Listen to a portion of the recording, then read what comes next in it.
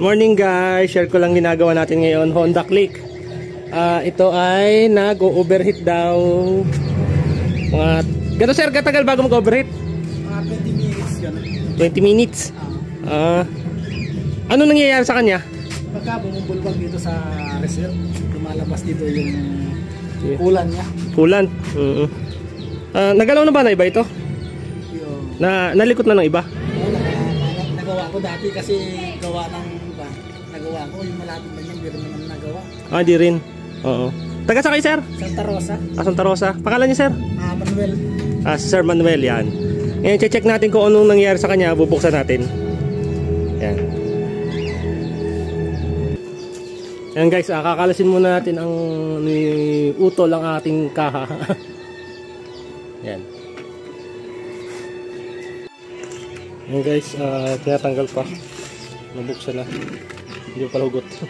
Hindi pa.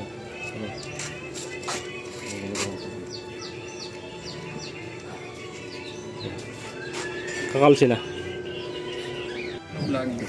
Yan guys, nakalas na natin. Ito yung head niya. Dito natin makikita kung saan sumingaw.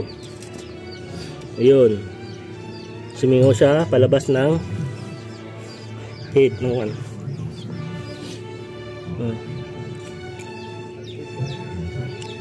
Dito siya sumingaw.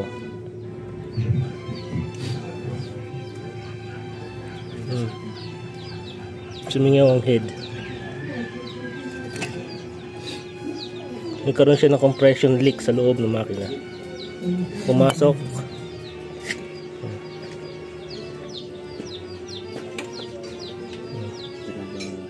Dito siya dumaan. Yan. Nag-warp ang head niya. Ito sa akin lang to. Ano ba yung ring mo boss? So guys, nilelehan na ang head. Tingnan.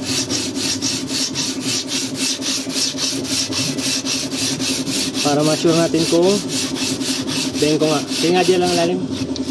Yun. Yun, merong pa yun. Tulad nun, yung part na yun, hindi lumalapat. Singaw siya sa part na yun. Tapos to. Lumapat yung part na to. Part na yun lumapat. Pero itong gitnang to, hindi pa. Ano? Lapan tama ng leha. Warp yung head niya. Sabit na rito. Kawang pa rito sa part na to. Nag-warp yung head niya. Kaya umiinit siya, umu-over, tinatapon niya yung kulan. Asahin pa. Ayan, malapit na. Meron siyang parang tok-tok dun.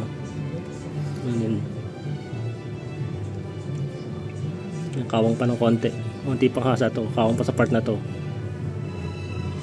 Hindi pa na hindi pa naabot yung gasket sa gasket. Natawli.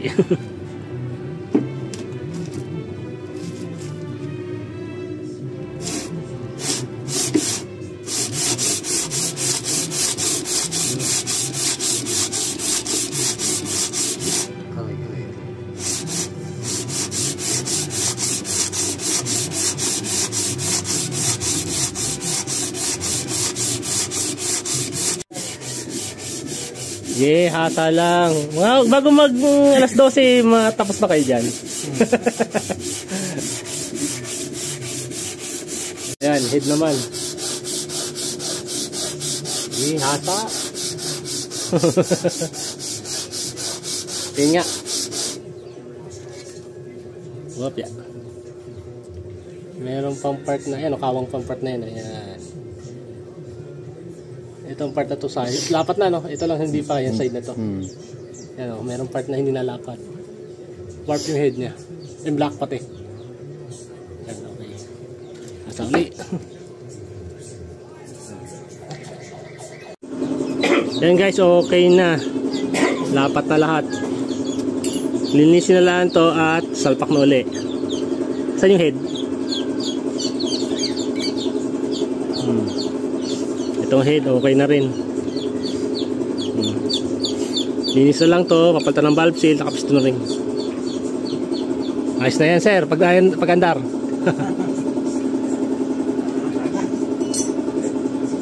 ito pala ipapalit natin. Valve seal, palitan na natin ng bago. Head gasket at piston ring. Yan, palitan na ng bago. Yan. Inisin lang ang nakakalas lang ang piston.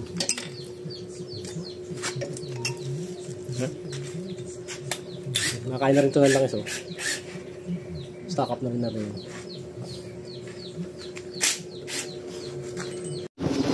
Ayan guys, na kapit na lahat. Valve seal na palitan na lahat. Kakapit na lang. Kasi mayor naman dito yung overheat yan. Bali na diretso refresh na rin siya. Yan. Kakapit na. Tapos ma-testing na para makita kung mag-iinit pa.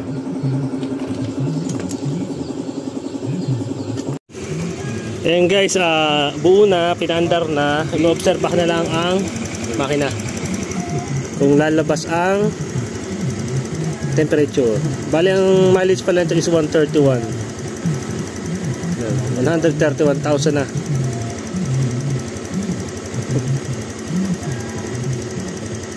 Diba? Okay, hintay-hintay na lang. Obserbahan kung init pa.